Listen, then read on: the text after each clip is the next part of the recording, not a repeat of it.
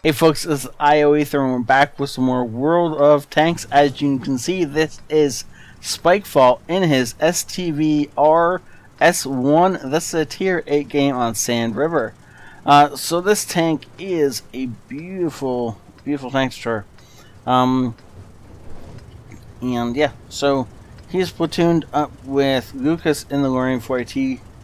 And so yeah, these two guys are gonna rock and roll in some, yeah. Wow, me and my brain today apparently have separated or something like that. So, this thing, assuming you find it at something like an angle like this, which is not atypical for this when this thing goes into siege mode, it gets some pretty crazy gun depression. So, assuming you find it at an angle, and you can only see, from here on up, where do you shoot? Well, first off, don't shoot above the tracks. The area above the tracks is actually spaced armor. There is nothing there. You can shoot through here as much as you want to. If you're lined up to the point like directly head on like this, you can punch a hole here. It'll come out the back of the tank. Won't do any damage to the tank. Yeah, don't do that. So you're aiming for right here, to the cupola, just below the cupola, and that is a big enough target that if you know where it is, just left of the gun, you're going to pop rounds in there every time, and that will do damage. That is like, I don't know, 120 millimeters or something like that. It's small enough that you're just going to be able to pen right through it. So that is where you're aiming if you are aiming at one of these things. And so yeah, we're just going to continue on with the game. So, if you think this game deserves some gold, if you think that Spikefall is the MVP for the week, then go ahead and hit that like button. And and of course, at the end of the week, the person with the most likes in their videos gets 500 gold. And so yeah, if you think I deserve more subscribers, then go ahead and share this, and that will help it quite a bit in that. And I've just seen that mini map, so let's go ahead and bump that up. So this is an assault. Ooh. So we have to either cap this out in 10 minutes, or we have to kill all of the defenders. This is an interesting place to set up residence. I understand why he's knocked the tree over, at the same time as it does give away the fact that there was a tank here at one point. He's out of targets now and is switching back into siege mode to continue his journey around the map. I feel like there's something else interesting I normally say at this point in time, but I can't remember what that is, so we're just going to continue on as if there's nothing else that needs to be said. Looking for targets on the ridgelines. He's not actually seeing any. He really would like to be up on this ridgeline up here, or over here, so that he has the height advantage. He wants to be shooting down at his targets instead of the up that he's currently shooting at his targets. Ooh, that is the top of a T-34A5. Unfortunately, it moves before we can hit it. But of course, if he's going to park up on the ridgeline right there, then we're just going to go ahead and hit him. Unfortunately, not able to take his tracks off.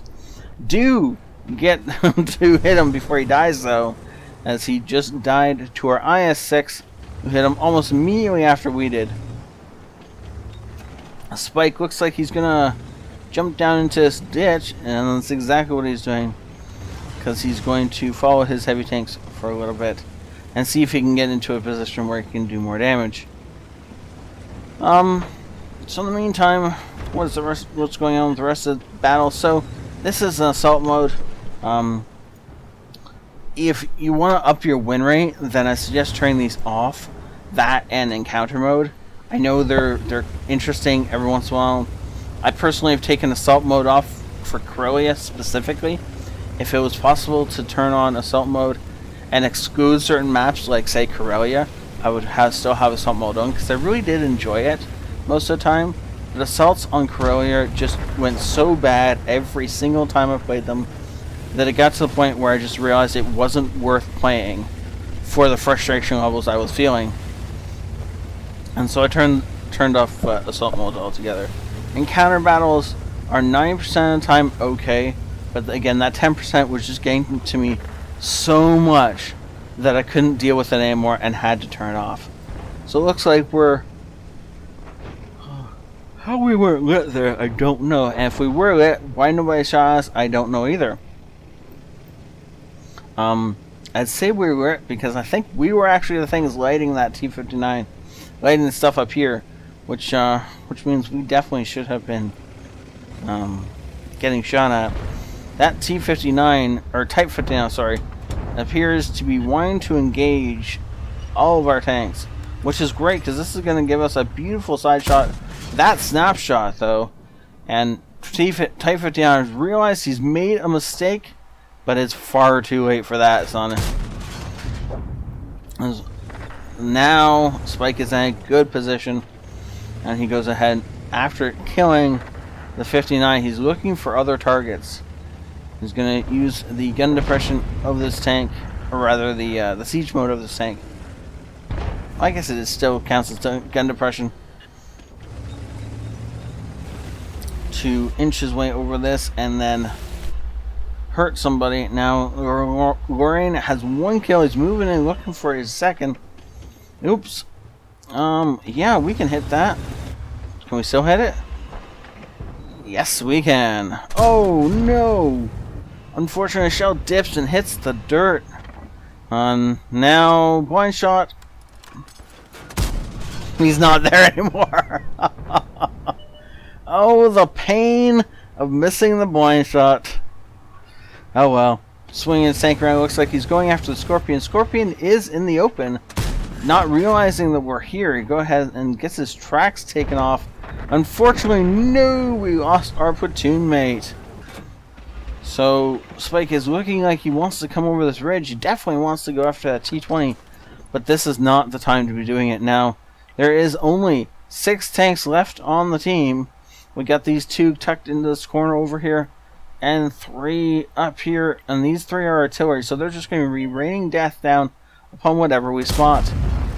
Now, as such, ooh, we got some power behind us, but we can't really do a whole lot about it, and Spike really needs to be aggressive about finding those locations that he can spot things and take care of these 2, because these 2 are the ones that are going to have to push. So we're going to have to clear out this IKV, and these 2 are going to have to push down here and then work on taking this cap out. Oh, look at that. Crusader SP takes out the IKV, and it's time for our friends to push, but there's an Emil. Rogue Emil appears, and zoom in on it. Nice job taking out the drive wheel, making sure this thing is stationary.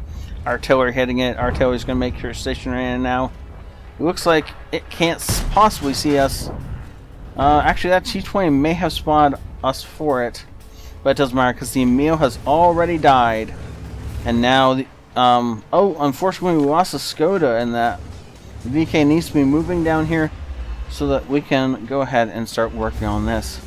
Come on, VK, start moving. Fortunately, the VK is out of our render range, so I can't even tell what health he's on. T-20, though, make an aggressive push into an STRV is always going to end badly for the T-20. There's not a time period in which that does not end badly for the T-20. And at the same time, our M12 goes ahead and takes out that Scorpion. Unfortunately, though, the enemy STRV 74 takes out our VK. And now this is a game that solely rests on Spike. Looking for that shot. We can't see the guy because that's a rock that he's immediately behind. There we go. He walks out into the open so he can die to Spike, because if you know there's a dangerous STRV up here, of course you would walk out into the open over here. That makes total sense. Don't stay here, Spike. You're gonna get hit by artillery if you stay here, man. You gotta go. Forward.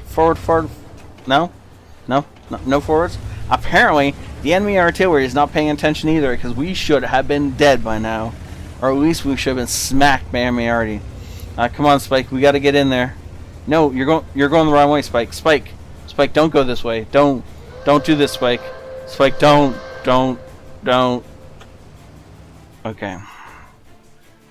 So, what is going through Spike's mind? What's going through Spike's mind is he wants to go up and around to come around down here so that he doesn't get hit and killed by these 2 here. The problem is there's only 2 minutes left in this game. If this was a standard game, it'd be 7 minutes left in it. There's more than enough time to make this little maneuver happen, and then take out artillery or take out these guys. The problem is there is not 7 minutes. He has 800 health. That's more than enough health to push in down to here. If he can't spot these guys from here, then they can't spot him. Obviously, he can make the dash to here and work his way this way. Once he is here, he should be able to spot enemy artillery and advance up the side until he's about here, in which case he'll definitely be able to light this stuff. Already should be able to take it out. That is a game-winning strategy. If he continues up here all the way around, this game is lost. Spike, please don't do this, Spike. Yes, turn around, Spike, turn! Turn! Good job, Spike. Let's go back. Let's go that way. We gotta go that way, Spike. Spike, you gotta go that way, Spike. Spike, where are you going? Don't do this, Spike. No, Spike. I don't. If he's coming down here, this is just death. Yeah, no.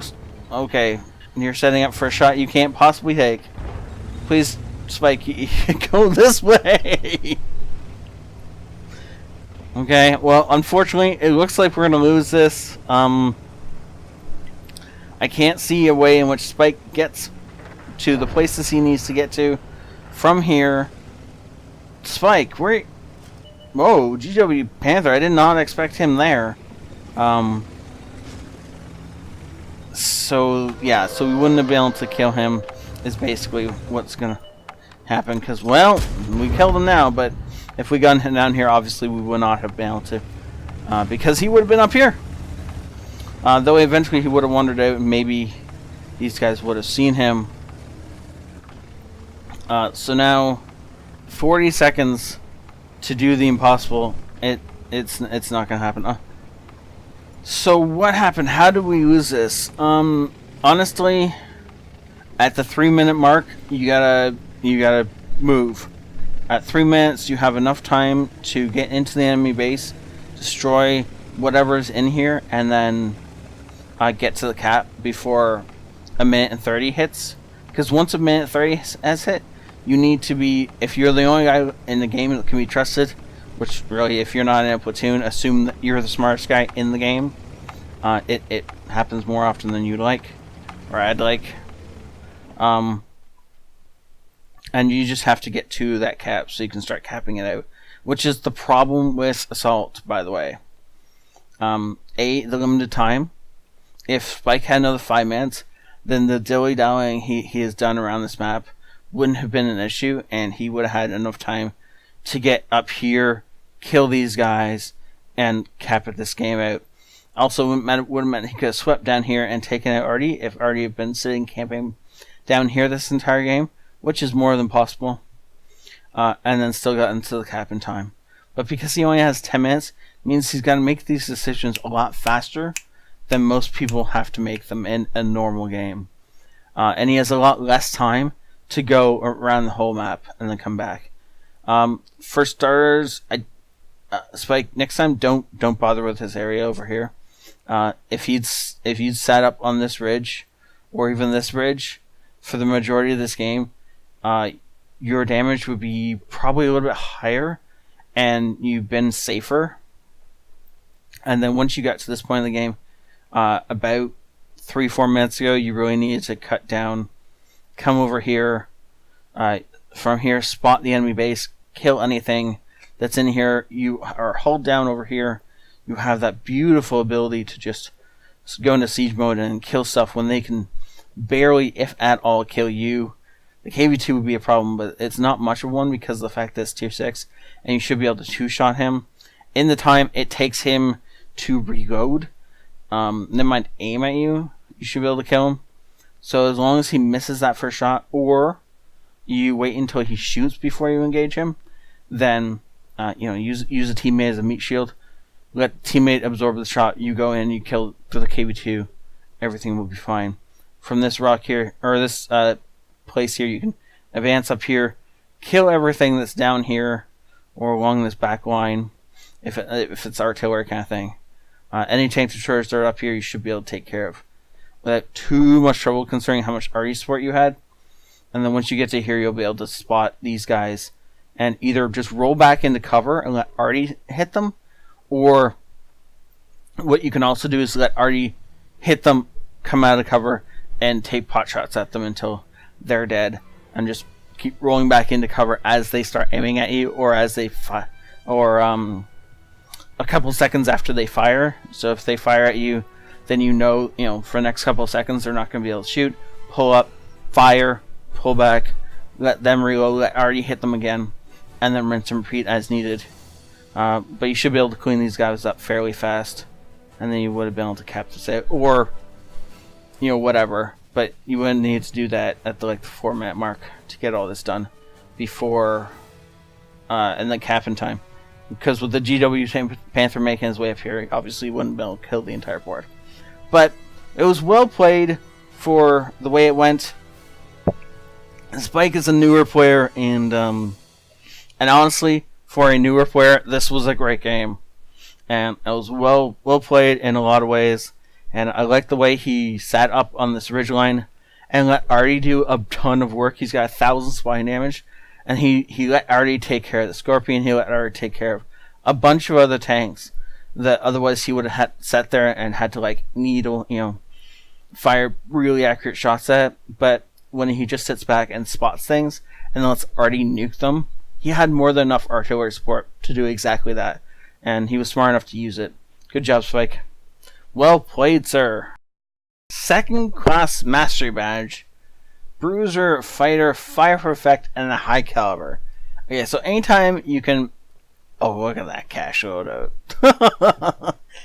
Anytime you can get a mastery badge at all, first, second, and third, or even an ace on a defeat, that's an impressive game. A high caliber is also impressive, even on a defeat. And look at that. So he had 3,000 damage. That's 1,000 more than the next highest, which was the M12. And then the rest of his team and then other than this VK, the rest of his team just horrible on damage. I want to say something else, but it was just horrible on damage. Wait, two damage. Our Warrior killed something with 2 health. That's awesome. So for all of you out there who think that you get bonuses for killing an enemy, by the looks of it, there's about 6 experience points between these two. I guess the Warrior's higher tier, so he gets a little less experience for shooting whatever it was he killed. But there isn't much of a experience buff here for that kill there. Huh. That's very interesting. Also, I like to note the fact that he made 612 experience for this base. That is more than most of the winning team. So except for the top 2 enemies, which were, of course, that KV2 and the T20, who I assume did a bunch of spine damage. No, he didn't. Really? Huh. Oh, no, he did. He did 1,000 spine damage. I was expecting a bigger number than 1,000, but it's not the point. Either way, other than these two guys, Spike had the top experience of the enemy team, and so that is really, really impressive. Good job, Spike. For defeat, this is a great game. Look at that cash he walks away with. He's got to feel happy off this one. Thank you so much, Spike, for saying this in. Thank you all for watching it. Please, if you enjoyed this game and you think Spike deserves some coinage for this, then vote him MVP. Hit that like button as many times as you can, and tell your friends to do the same. Go ahead. If you think I deserve more subscribers, then share this. And, of course, give some love over to the Patrons. This channel is supported by Patrons, and they make a lot of this possible. So thank you so much. Have a great night, and I will see you all next time. This is ioEther out.